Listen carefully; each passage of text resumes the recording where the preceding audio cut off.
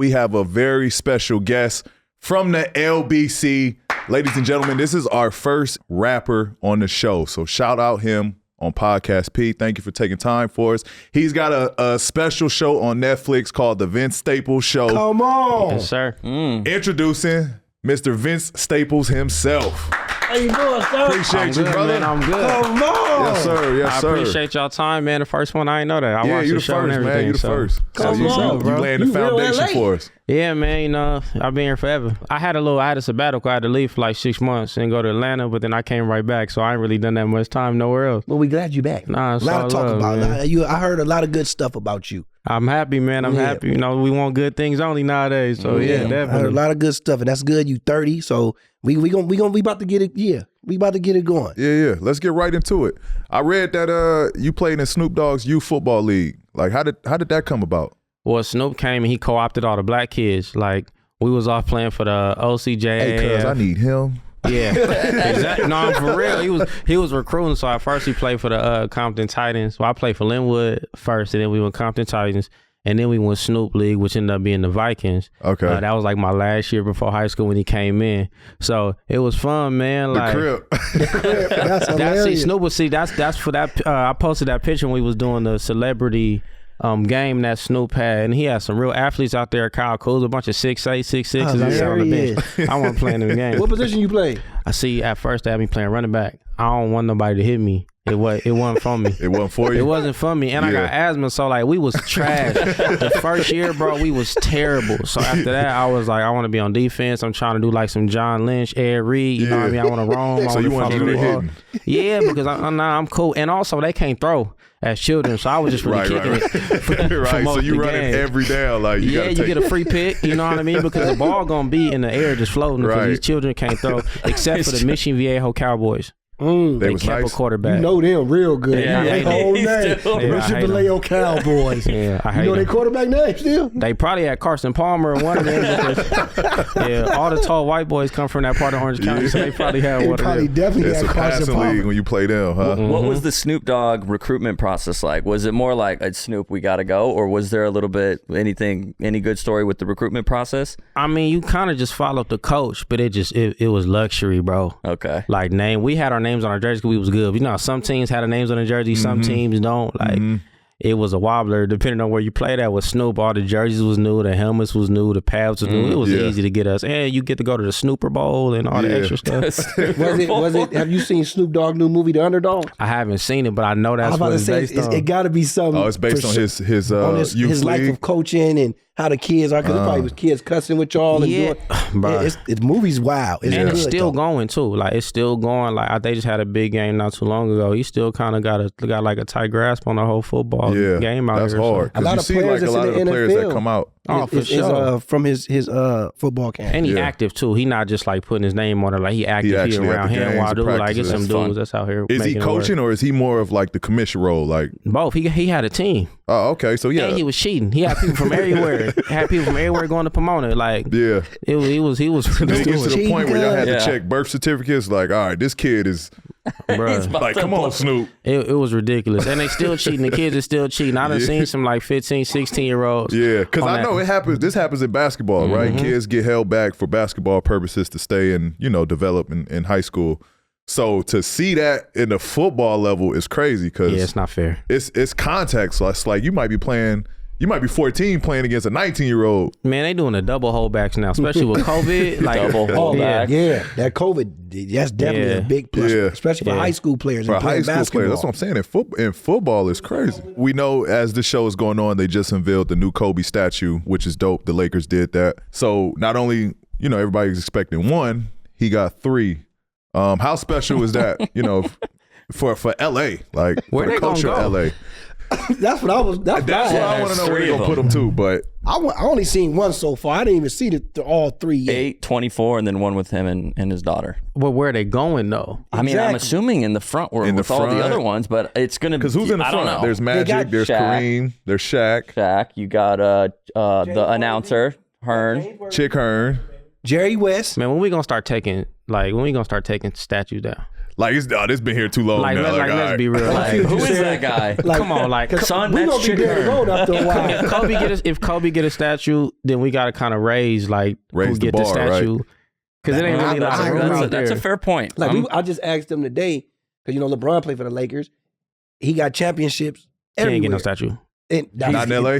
They're gonna give him I agree one. with you. He got to get a statue in like Cleveland and in like the NBA Miami. headquarters, Miami. Oh, he's gonna get a lot of statues. Yeah, like NBA headquarters, you got to just put him on top of the building. You got to. Yeah. You don't I think he agree meets with you. any criteria for LA? I He feel got like the championship in I COVID. mean, it might be in New York for all we know. I rock with Bron. It's just that Laker fans are haters. So Yeah. you can't really. They never gonna like LeBron. It's never gonna happen. It's never gonna Never happen. in life. Making sense Unless now. he was a Clipper. The only time. Yeah, yeah. I mean, You see my outfit? yeah. He don't gotta move. I You know used what to I be a mean? Laker fan. Don't So do when that. you said the Don't whole do that. hater thing, I was like, I ain't never been a Laker fan. I ain't win. Okay. It's fair I to say hated the Lakers. you Yeah, used to. I'm like being Jackie, honest. it's okay. I used to be a Laker fan. That's I okay. used to, Vince. I used to. I ain't gonna lie. I grew up in a Laker household and my family loud, so it just made me hate the team. Yeah. So that's why you went. That's It's why like you're a it's like Clipper? it's like 2 in the afternoon. Everybody screaming. You know what I mean? Like I So you remember. just was like, fuck it, I'm gonna go rogue. I I'm remember going Clippers. the Fisher buzzer beater. It was crazy. It was the most annoying day of my life. Point Like, four. yeah, everybody running around the house. It's a 2-bedroom apartment. It's 50 people in here. Like y'all running up and down the hallway. Like rewind it. Like they recording the game like on VHS. We're not supposed to be doing that for like the second round of the playoffs. He said VHS. Yeah, it was irritating. My God. So So I went how rogue. did I do want to know the origin of how you became Clippers? Like, Yeah, ask him that. I mean, the games was free. You go to Vons, get a little Okay. ticket, you buy a Capri Sun, they give you 15 Clipper tickets. What? It used to be damn, empty. that's how bad it was my for mom, Clippers. Yeah, my Wish it mom was used to like work that at still. Toyota. And they used to get them like just free tickets at work, and then the ticket it'd be empty, so you just walk to wherever you want to sit. Yeah. But the teams wasn't that bad; they just was losing. They Like just wasn't it was winning. entertaining as a kid. It was like Right. going to the circus. You know what I mean? Like Right. Universal Circus. You got Elton Brand just doing fadeaways for no reason. Yeah, Darius Miles. Like it was a Right. fun thing to watch as a kid. I was a Clippers fan too growing up. Obviously, I liked the Lakers because of Cole, and Cole was my favorite player. So I liked the Lakers as well. But like Clippers was fun to me. They was exciting. They had, Quentin Richardson. They had Darius Miles, Corey Maggette. Corey Maggette. Like it was Kaman. just Chris Kaman, Elton always Brand. gotta go too far. Baron Davis was there. Mario Sam Cassell. Yanovich. What was his name? Sam Cassell. Yeah, it was They were hitters. entertaining. It was entertaining. It was a They were a fun good team. group. Like, I remember we used to do that shit. Like, Who your knuckle up. who your favorite player in Clipper history? Baron Davis. It's not even Baron My Davis. favorite point guard. Yeah, it's like being a kid and seeing Baron Davis just being around and like walking funny. Like, he got that weird walk too, just seeing. And it's like he was just everywhere at all times. And it's like he was from out here. So, and when he got there, like he just brought like a certain energy to the team. And then kind of hearing him talk about the backstory, how, certain people left and they was supposed to build a team together and they still had a little run. It was kind of the beginning of like the era that, we give Chris and Blake and all them dudes who did very well credit for it. But it was fun to watch. Mm-hmm. How do you feel about the team this year? Just from being a fan and watching them, what are your thoughts on this year's team?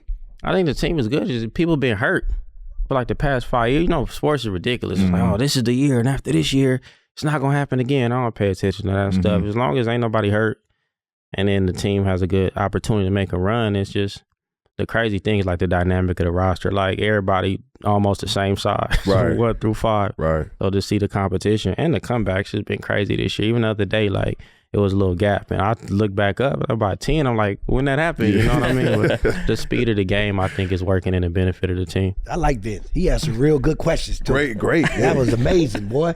We're gonna have Great you on the show. interviewer. We're gonna have you on the man, show. I'll be watching, man. I do want to describe where you at now in life. The creative place that you're in now. You dropped the Ramona Park Broke My Heart, which was to date one of your best albums, right? And then now you have your Vince Staples show. Talk to us a little bit of like you hitting your potential of just creativeness. Was this always the vision? Did you see yourself in the actor space? Did you always rapper man. was your number one goal, and then now you open up to a whole new opportunity? I mean, I never wanted to make like music or any of that stuff like as a kid growing up, to be honest. Like I don't think my focal point, like, or even just like my vision for life kind of exceeded a certain point, you know what I mean? But I feel like getting older and growth is really important, and it's understated to kind of give yourself time to just figure out life. We all got moments that we feel like it's going to be this, and then things change, and being able to overcome and kind of be malleable to certain situations. So I got an opportunity to kind of do music just based on my friends. Like I said, I was a kid doing kid stuff. Everybody have your, your mischievous ways or whatever, kind of being a part of your surroundings, family, things like that. I went to Atlanta for a couple months. I got a little bit of trouble, and then I came back home, and it just gave me a new perspective. Because and no disrespect to the city of Atlanta, I love it out there, but it just visually is much different than California. So then coming back to California, I was like, oh, it's like it looked nice. Like, so spending your whole life thinking you live in the ghetto, and then coming back and being like, we got trees, we got little stuff, like more sidewalks, like it just feels different. Like the color on the buildings, like I just felt a different kind of mind state. So I kind of got home. I remember the first day I got home, and we went to the Long Beach Town Center. At that point in time, we ain't got nothing to do. You hang out at the mall, you hang out on the block, or you go to the Long Beach Town Center, hang out in front of In-N-Out, and just wait for something to happen. That was like, so we at the Long Beach Town Center, where I had spent almost probably every day for the past 2-3 years, like in one of those couple places. And I was just like, yeah, I'm cool. Like, it just didn't I felt like I wanted to know more about life. I had a couple friends, one of my homies, Chuck, who grew up in my neighborhood, and my homie, Dejan. They was always making music. And they was, in Long Beach, like, you kind of, at that point in time, at least, it wasn't cool to not, like, be yourself. No matter what you was into, no matter how you was, like, you don't gotta be the homie. You don't gotta like be into what we into as far as negatively. Like, what do you bring to the table? And they was always on music. They was always on clothes. They was talking about Japan and stuff like that. So they just had a bigger perspective. So as my mind state started to change, I kind of gravitated more towards them. And I had a friend named Jordan Curry that I grew up with, and he was always into making music. One of my other homies, Steve, and they was always like into that party type dudes. I'm not a party dude, so I always equated music to kind of parties. And then I had two friends, Jackson Loach and Aaron Liddy, who we used to skateboard with. Because skateboarding has always been huge in Southern California, but Long Beach specifically, it's always been real big. And it's like it intersects between all different walks of life, all different cultures and backgrounds. So kind of spending more time with them, and then kind of thinking about how your life is being, right? So we all experience different things, and we all notice different things. So saying, oh, I like this skate park that's attached to this song, that's attached to this location. Oh, that building look unique. This look this way, this look that way. And my whole viewpoint of life changed. And when my viewpoint on life changed and they were just making music, I just picked it up one day. But since I didn't have, I guess, as much talent or skill or just information as they had, I was making music not knowing what I was doing, which allowed me to kind of be creatively free.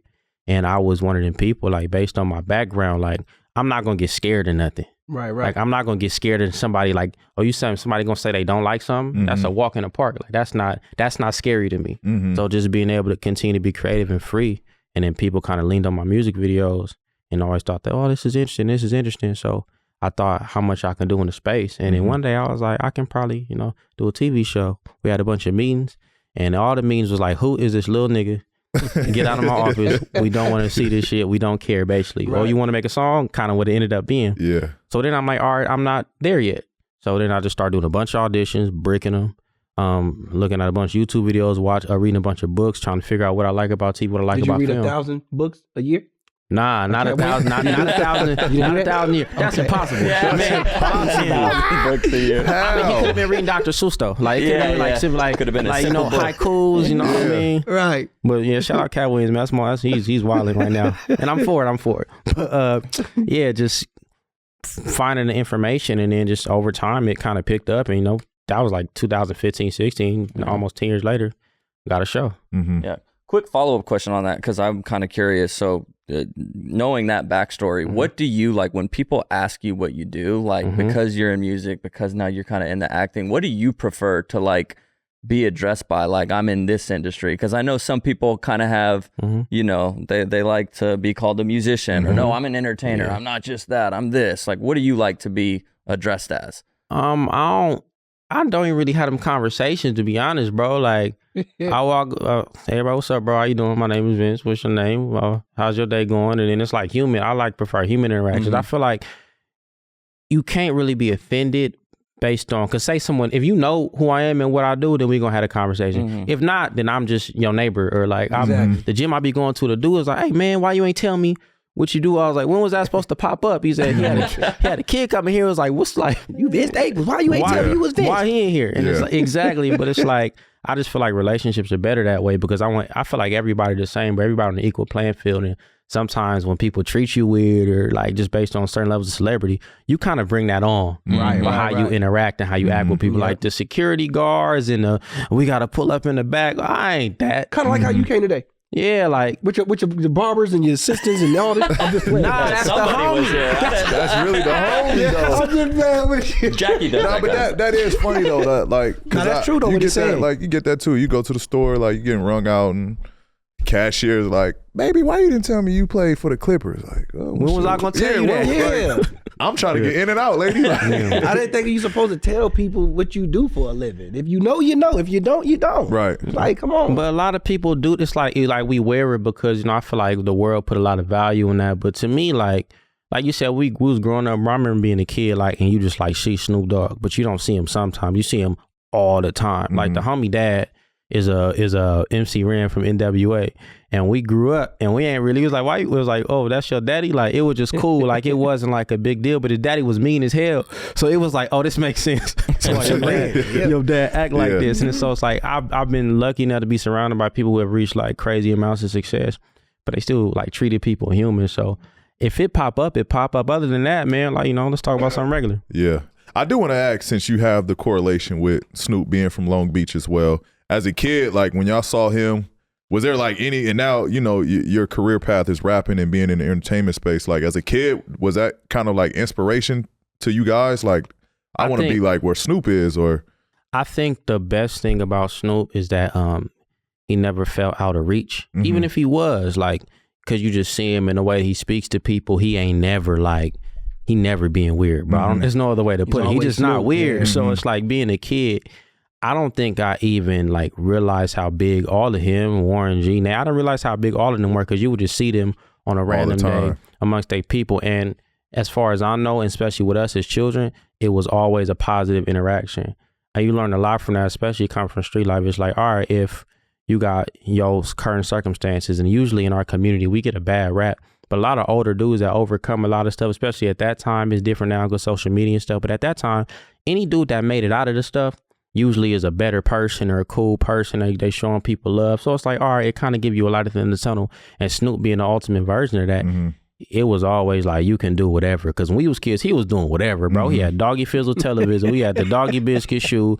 They was just doing whatever. Yeah. So you didn't feel like you was limited. Like, oh, Snoop got a football league. Like, that's crazy to say out loud. But we was kids. We was like, all right, we finna go over there. Right. Right. And he got kids that he produced NFL talent with too. That's what's crazy about it as well. You hear about all the kids that grew up and played under his umbrella, and now they're doing successful in the NFL. And it also felt like the Orange County League, even though it was the one, because you got LACS and you got Orange County League. Orange County League was the bigger one. I don't even know if they still around, but it didn't feel like cool. It didn't feel like it was some newer part of you. Like you play, the difference between our teams and when you go to Mission Viejo was night and day. Right. And you just felt like, I remember we played at a school one time, and it was just so nice, and like the bathrooms was nice, and we was scared. We was like, they gonna beat our ass. Like, they jerseys was nice, they shit was all clean. It was like, oh man, it's over. We got the helmets from 7 years ago. But with Snoop, it felt like everybody was on an even playing field, and I really appreciated that as a kid. We're glad it happened. Well, I want to congratulate you on your Netflix show, the Vince Staples Show. And I'm gonna be honest with you, as an actor, things I auditioned for. I auditioned for your show. I ain't see it. Yeah. I ain't see it. I gotta talk to my people about this. I ain't see it. Because I normally don't watch shows that I audition for. Just being an actor is just a little thing that we do. But since you was on our show, they gave it to us. I love the show. Oh, thank you. It was definitely different, like a Curb Enthusiasm. I love everything about it. You kept it for sure Long Beach all the way, even to the little Easter eggs. You know what I'm saying? I appreciate that. You even wore the what's the hoodie you had on, the Daniel High School? Yeah. Shout out to Nate Dizzle. My thing is, I want to ask you, how is it being able to world build? Meaning you are an actor, a writer on the show, and a producer. How do you take all that in, man, having with your series and all that? How is this? It's extremely difficult, and I think that that's okay to say. You know what I mean? A lot of the time we go, oh, man, it was a layup. It was this. It was really hard, and it took a long time. It took like 8-9 years. Wow. But I was around a lot of people who helped. Like, it was so many levels to the show. Like, all right, you kind of doing a little short film stuff, utilize music video budgets, having conversations about that. Should we let him do this? We shouldn't let him do this. You know, you finna get his nigga. Like, you know what I mean? Little stuff. Like, we done heard some crazy stuff, man. And just working hard and just knowing that you got more work to do. And then, you meet somebody who, you meet people that's like, oh man, I love the idea of the show. This is what my show is like. Do this. Or, oh, we can turn this to this. And then you meet somebody like Ken that was just like, yeah, whatever you want to do, we can do it. You just got to know this is how TV works and anything else, do whatever you want. And then COVID happened. So everything done for years. And then you're not even thinking about it. And then it popped back up. And I had a lot going on, just like family stuff. My grandmother died, my brother died, all the stuff during COVID, right? So it's all good. And then it's like, oh yeah, hey, we got to do the show. And it's like, all right, cool. So like, then you pick that back up, having meetings, consultations. One of my homies, Calmatic, who directed kind of some shorts I did before and has been kind of consulting, producing on it. He was like, yeah, the show not going to happen if you don't write it yourself. He's like, if you don't write the show, it's not going to happen. He's like, go get Final Draft for $200, sit down and write the show, or it's going to be quiet. So getting on the phone, Maurice Williams, one of my showrunners, and being like, hey, how you do this? How do you do this? Well, how you do a scene head? And just like going from there and having conversations, people being like, hey, he writing the show? Is it going to have an encouragement of the writing room and encouragement to certain people? Like, and then, okay, this is the budget on the show. Okay, this is how budgets work. So you can do this, you can't do this, you can't do that. Say you're supposed to get however many days is perfect. We got half of that. So it's like, all right, how do you make a television show in how do you make an episode of TV in 3 days on location with a small team? And in retrospect, those things are crazy, but it was so much support and belief for the people around that it felt like it was a layup while we were creating it. But you have to know the weight of what you're doing and the weight of kind of your accomplishments so you can know, when to pat yourself on the back and when you need to push yourself further. So it's really, let me pat you on the back because you did good. I think from me watching it, I think you for sure is definitely established as a entertainer writer now. I think you will definitely get more jobs in this business, even if you're not playing in it. I think because what you did, you're a very weird motherfucker. Weird, but I like that because Rachel used to always tell me you're a nerd, very nerd. You're a nerd in a crib. I used to always say that don't even match or mix, but okay. But from watching your show, you was very good at it. I don't just watch a show and look at, oh, is this funny or whatever. I like the acting. I like the girl who played your girlfriend. Loved her. She was very good. I loved literally everything that from the pieces how y'all was, man, it was a lot of stuff. I watched that shit in one day. Literally. I watched every episode in one day from even, who was the person? Well, I don't want to talk. I don't want to give up nothing. It's coming out this soon. But you did a wonderful job, man. Definitely. You're talking about the face paint, right? There you go. The cast that he has is amazing. It's a lot of new cast members that y'all probably seen maybe once or twice. And literally, the cast was unbelievable. I was kind of mad I wasn't in it. I ain't gonna even lie. I was mad I wasn't in that shit. And I said, I gotta sit next to his ass and do this goddamn conversation. And he didn't put me in the show. But we gonna talk about it. We gonna talk about this. But we got a season 2. But you did a wonderful job, man. I'm very proud of because you 30 years old, black man, and you did stuff. You did something I haven't even done yet. You know what I'm saying? So I commend you on that, and you did a great job, dude. So anything that you fucking with, from what I've seen, how your production is, I'm messing with you. I appreciate that. You got me. I appreciate that. That really mean a lot, especially when somebody established. Like, that really mean a lot. You got me, man. It's hard. You know how hard it is to even start, and then it's like, you can do this, you can't do that. You can do that, you can't do that. And it's like just trying to make sure we pushing, like, just the way that we create certain stuff, because a lot of the times we get a bad rap and people like, oh man, nobody trying nothing new, nobody trying nothing creative. Like, you don't understand how much more difficult it is to do these things if it hasn't been seen in this light before. So just being able to push it, I think, is really important for us. You're doing it, man. I do want to ask, of the three, you mentioned being a writer, actor, and a producer on the series. What was the most challenging role that you had to play, or the most challenging hat you had to wear throughout? Good question, P. Creating this series. I feel like they kind of all came in the same kind of bucket, because when you think about the production element of it and the questions that people are going to have, right? The question is, do he know what he's doing? Does he know about this? Does he know about that?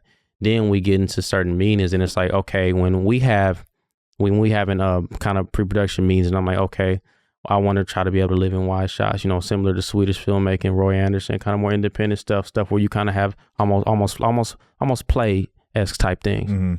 We can't do that on TV.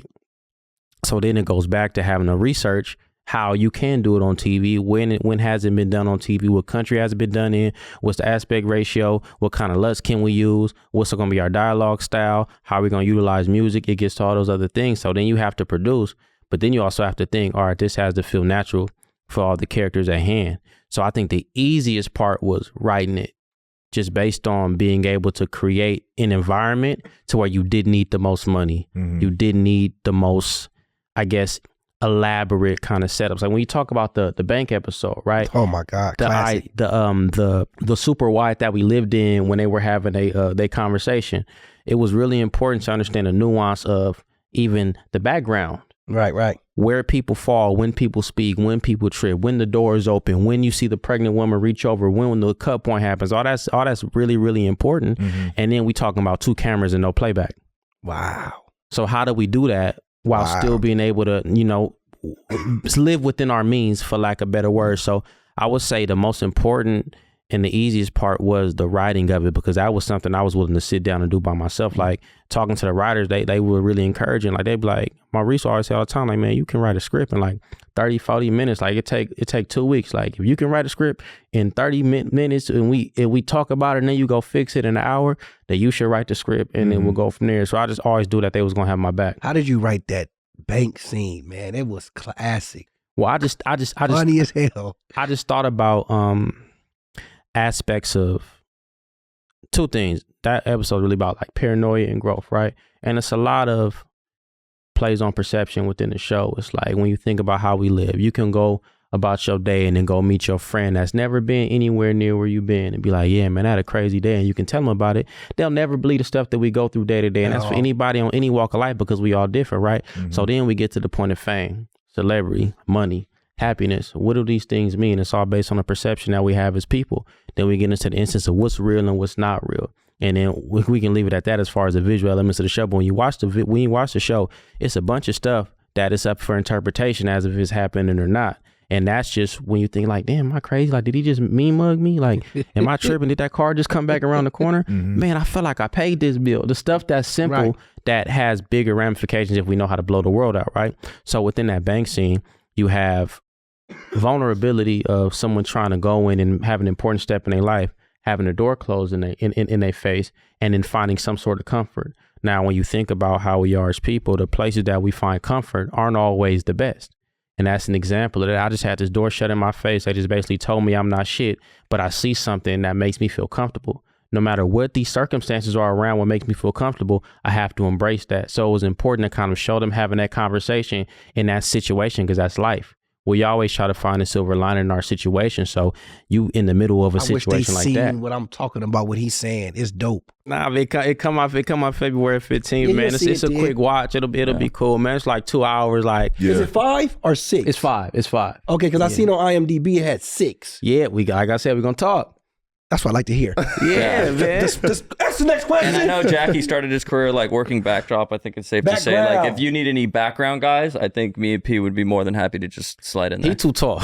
That's well, not he can sit down. You ain't gonna see P. We gotta make a frame for him to be able to be in the frame. That's good. I'm in. We got you, Dad. So Vince, earlier in the show before you hopped on, we were talking to P kind of just about the travel, being on the road, and kind of having a team bonding moment. But you did an interview not too long ago, and you referred to touring as kind of a disgusting place. Can you kind of discuss the positives and the negatives of being on tour? Well, it's all about the levels tour you at, right? When you're starting out, you got the 500-seat venues, like things of that nature. And it's probably your people, you in a Sprinter van. It's easy, like it's fun. And then you hit that next level, and that's when it become a wobbler. You got, like, it's a place called Toads in Connecticut.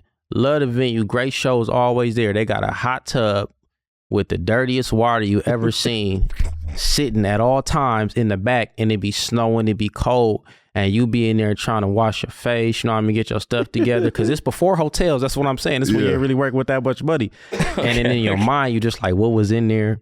Who was in there? What's going on? It's like the hygiene of the backstage. You got to think, a lot of these is rock venues, bro. Like, hip hop not that old, so you playing these older venues, these smaller venues. This is where, you know, they had AC/DC at, and you know the lifestyle that come with that kind of music is a little grimy, man. So playing at that stage, it's fun, but it's like it's not the most comfortable. Now, when you get the comfort, then that's when you got tour buses, bigger venues, 5,000 seaters, 2,500s. When I'm lucky to go on tour with some of my people, you get able to do stadiums, arenas, things of that nature. It's a show after a show after a show after a show. Get off stage, get your stuff together, go to the hotel, repack, and then you got to leave. And you don't think about the wear and tear on your body because you're literally jumping and screaming and going to sleep super late, not really getting the best nutrition, 9-hour drives every single day. And at a point in time, I was averaging probably like 70 or 80 shows a year. So if you just equate travel, a day flying in, a day flying out, that's 75% of the year. So oh, shit, it hits you. But you get to meet a lot of people. That's a good part too. Yeah. I want to know at what point, because in basketball, you get to about 50, 60 games where you essentially hit that wall, right? Where you just like strung out, you stressed, tired, you just mentally out of it. What is like, where is that roadblock in when you're on tour? Like 3 shows back to back. You can do 2 back to back, you do 3 back to back. That's kind of for me when it gets a little bit hectic, especially just from a like it's physically draining. All them people in there screaming, miss vitamins, taking care of your body, feeling sluggish. Don't get a cold. During COVID, the restrictions were like really crazy in a good way, but they were crazy. So a common cold felt like you had the flu just because we wasn't digesting as many germs we usually do. Right. So I think by 2 to 3 shows in a row, like day after day, or maybe you get one day in between, that's when it get a little bit rough, no matter where it's at in the tour, because it's really no sleep. If you playing late, if you open and you playing at 9 o'clock, so then you just have the venue, or you might get a couple hours rest. You got to get back on the road. You got to go from going cross country, doing them overdrives, which basically means I think that it's like a 5 or 6 hour max that you can get, the driver can do without having to be paid more money. So overdrive, you go New Mexico to Dallas or something like that. It's like sometimes it gets to be a lot. It's a lot. I see why he don't be wanting to rap no more. He's like, I can deal with this writing shit and do it. And the cost is crazy. As I remember when I did a tour, I was like, oh man, I'm finna be rich. Start paying for stuff, man. Seeing how much that screen costs, that gas. Yeah. Them tour buses, 10 hotel rooms every day. So then it becomes like, is this shit really worth it? Because you got to pay for everything in music. Yeah, if you don't have like a kind of a deal that they give and take type situation, you got to pay for everything. So don't let nothing break. So it's not necessarily the label. It's coming out of your pocket. Yeah, you got to pay for everything. So what the label paying for? Nothing. But you can get tour support, but then you got to pay back. And also that's a big part of 360 deals as people speak about it. It has its negatives and its positives, but they get a piece of all your income. So that's touring, that's merchandising, and that's your music as well. Say a deal like mine, the label only gets music. So when it comes time to tour and make some merch, you can ask, but you're on your own. Right. For the most part. They so like, we don't help you, but you got to pay us back. Exactly. Oh, that's cutthroat. Whew. That's real cutthroat. I can see. I do want to pivot a little bit with All-Star Weekend around the corner. We do want to discuss about your hoop game. I'm trash. You trash on the court. I'm trash, but I used to be cold. 7th through 8th grade. 7th and 8th grade, Alton Christian Academy, bro. I'm telling you, man. Iverson had just got traded. I felt like it was wide open for me. Yeah. But yeah, it ain't pan out. So who would you say is your NBA comparison? Like if you had to pick somebody that you played like. Hilarious. That's a good question. I'll just say like a Rush is thirsty. What you say? Rush. Just thirsty. You feel me? Yeah, you out there playing hard. And you know the homies don't be lifting no weight, so they ain't really doing it. I'm not really worried about them like that. Grab that rebound. But when I was a kid, I used to really want to be like Chauncey Billups. I thought Chauncey Billups was cold, and I thought Sam Cassell was cold. So a little dirty, you feel me? A little back down to the quarter. But I was about to bounce pass when I was a kid. But you can't be bounce passing. Man, they look at you like you crazy. Like, you get that bullshit out of here. So you had big guard energy. Yeah, but I'm not big at all. Yeah. So it ain't translating. I'm telling you, Baron Davis, Chauncey Billups, you got to look at where I'm looking. You compared to Russ, like that's big guard energy right there. Oh, yeah, because I can't shoot like that. Yeah. Elbow, I'm cool. Everything else is a wobbler. It's a wobbler. I got better during White Man Can't Jump. Just like working out a little bit. Just being on set and shooting and stuff like that. Tried again, lost it. I don't know how y'all keep it. We got to get you with like Lethal Shooter or something like that. Nah, I'm cool, man. You cool on that? That's thirsty, man. I want somebody old at the gym, like, tucked in shirt with the shorts that got the hook shot. That's what I'm trying to do. You know what I'm saying? I do. Dynamics. Hey, you know your game. I can say you know your game. With the All-Star weekend, like he said, coming up, and they just announced the celebrities. Have you ever thought about playing in a celebrity game, and what rapper musician do you think is like awesome as hell? All right, so boom. Back when I had a little hop on me, I was like, if they put me one of these, I'm gonna catch a oop. The way my back's set up now, I ain't catching nothing. But I used to get up there, so I done made money off it and all that, because I'm like, what, 5'7"? I know you can't dunk. Well, get 100 right now. But I ain't got that no more, so I don't know. So you used to be able to dunk? Oh yeah, I was up there. I'm telling you, I got the athleticism. I don't got nothing else. You feel me? I ain't got nothing else. I know Gilly can hoop. I know Quavo. Nice. I'm surprised they didn't put him in the All-Star weekend. Chris Brown need to play in one. Breezy. He ain't played yet? He's been in one. I'm sure he's been in one. He's been in one, I think. Chris Brown don't count, man. You just can't be throwing Chris Brown and stuff. Like, he's not a regular human, bro. He got backflips and all kinds of and everything. I've never seen someone that's just had talent in every bucket. Like just dancing and singing along is just dancing talent. And singing along. Then he can act. Then he can hoop. Like anybody can rap. Then he can dance. Then he don't get to do stuff with regular people. Like, you got to play with y'all. Yeah, he got all the stuff. You got to play with y'all. I think if Chris played in a celebrity game, he would for sure get MVP, and I think he'll give about good 20 something. Nah, he gonna drop 50 just to say he did. He can drop 50 just to say he did it. Do the anthem. Do the halftime show. Yeah. Do the everything. Draw the jersey. The jerseys. What was that? Shaq West said he had scored 30 something on Ish Smith if he played in it. Why they be playing with Ish Smith like that? They think he's sorry or something. I don't know. Gilly also didn't he say he came at Jamal Crawford? Not a chance. Not a chance. Jamal Crawford would kill him. Gilly can hoop. Gilly can't hoop. They got to get us to be at his age too. Oh yeah, I'm sure he got that bounce pass. Just be open. Be open. No shot. As long as your back don't go out on us. Hey, I'm at the wear the little whoop de wop. The hypervolt on. What's that shit called? That's a real LA person. Y'all the whoop de wop. Y'all don't know about that. That mean everything. Everybody the whoop de wop. Put that shit on. He got to put that shit on. So Vince, last episode, P was asking the community, everyone that watches the show, on what his new 3-point shot celebration should be. And you a Clipper fan. And so just kind of curious, if you had an in-game celebration, like what would your celebration be after you knock down a three ball? All right, who's reffing? Who's reffing? You feel me? Because you gotta hit the three and then just put your arm around the defender and just tap him on the shoulder. You know what I mean? It's gonna be okay. That's okay. ESPN worthy. Ooh. And then you get a last dance document. You feel me? When he turn around, if you turn around and walk away, then you put your arm around the shoulder. If he watched the shot, then you put your arm on the shoulder and point at the ball. Either way, it's like you see what just happened, right? Yeah, I'm did you already think of this? Nah, this off the top. Like, hey. This was off the top fast. Yeah, it's like you see that. Yeah, like you see that. Like that's a lot of coordination. Light on the not by boom. Like you see that. I mean, that's all it is. Like, how do you play it off if you miss?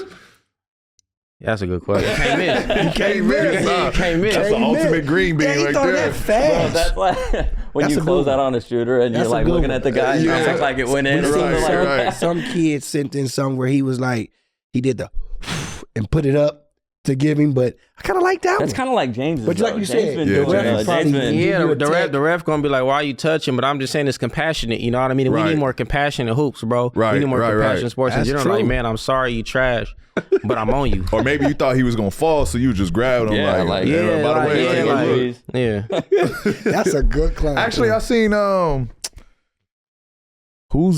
think Hezzy God. I seen Hezzy God. He did something like that, too. right? What did he do? He shot, and then the dude ran past him. He grabbed him and like.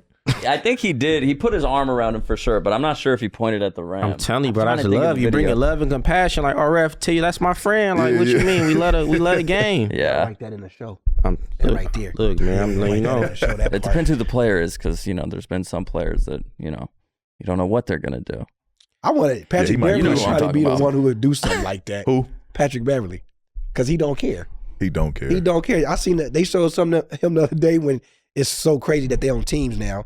Him and Damian Lillard. He just got traded. When he got into it with Damian, he was like, this don't work.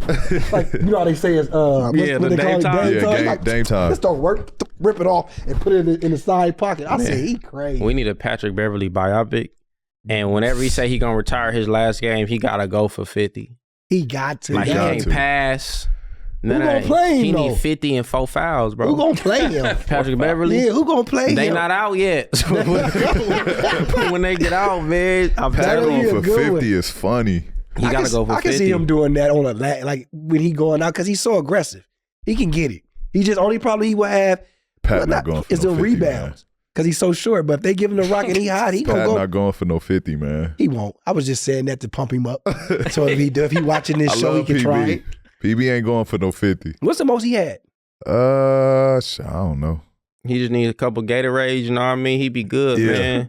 But I think, because Patrick Beverly get a bad rap, man. I feel bad for my guy, you know what I mean? He do. And PB is one of the, like, he's the legitimate person that, like, you hate playing against, love playing with. Like, it's fun as hell when he in your locker room.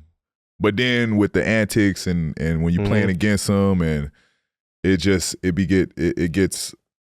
becomes a lot sometimes. But understanding him now, like I like that competitive part about him now. Like I love when we play him and we competing because I know what games he trying to play. Like I ain't gonna even go there with you today.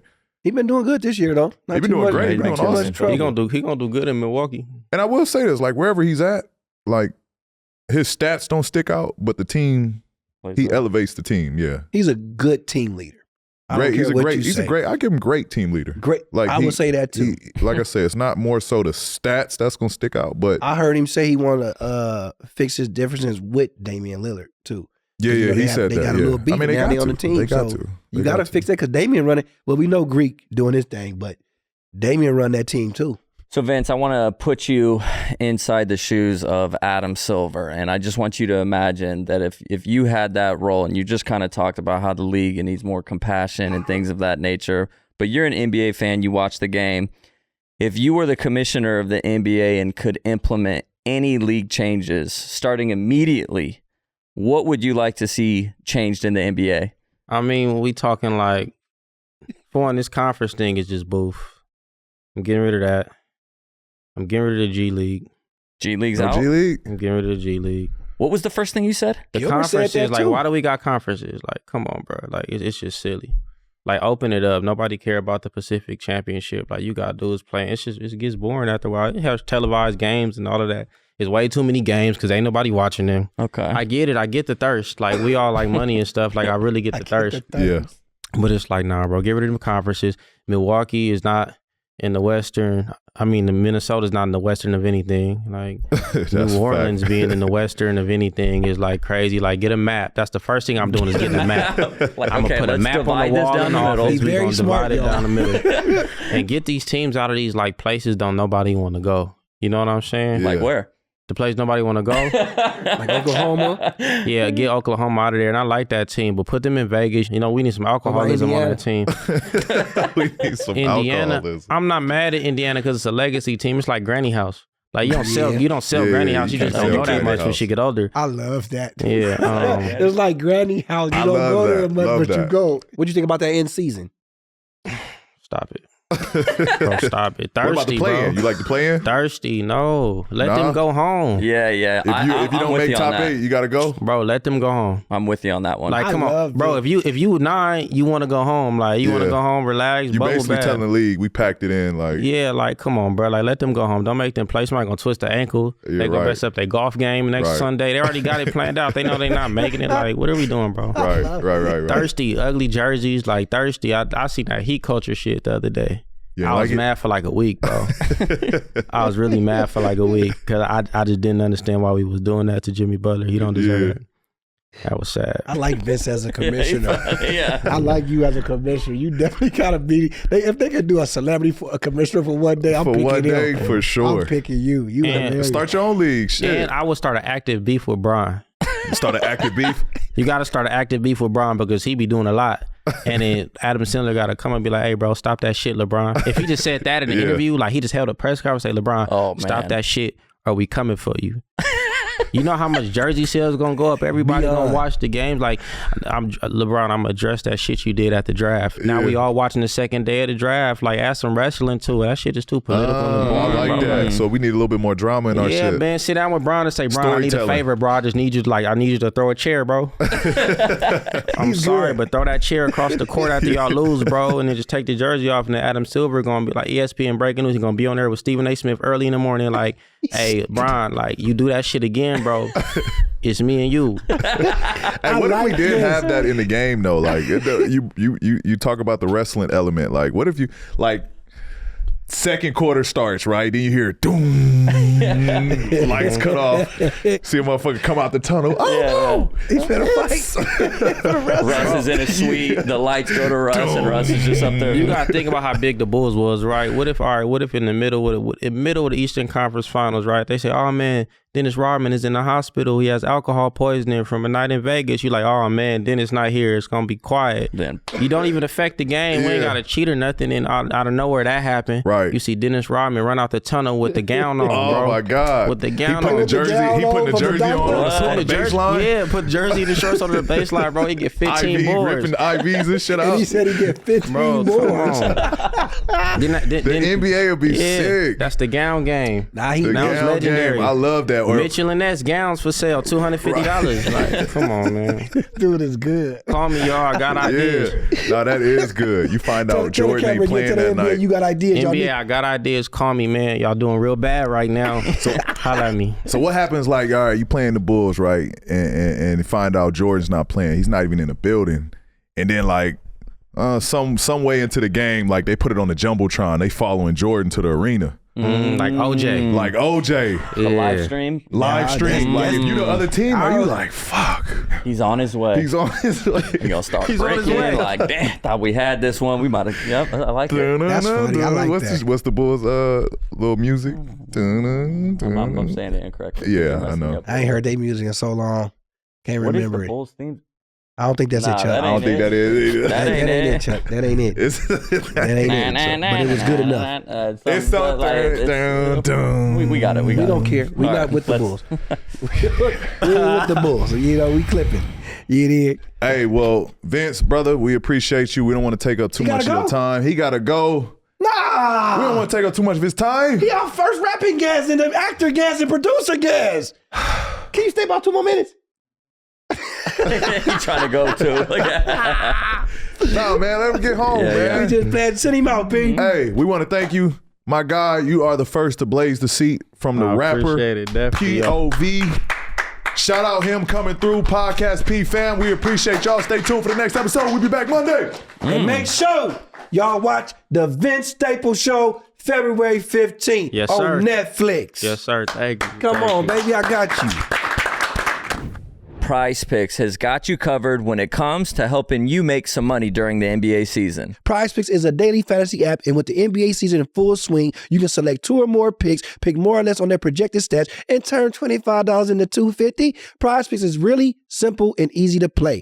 I can make my Prize Picks and submit my entry in less than 60 seconds. Prize Picks allows you to pick combo projections across football and basketball with specials so you can support all your favorite teams while still cashing in. Be sure to visit prizepicks.com/podcastp and use Podcast P for a first deposit match up to $100. And you already know what time it is.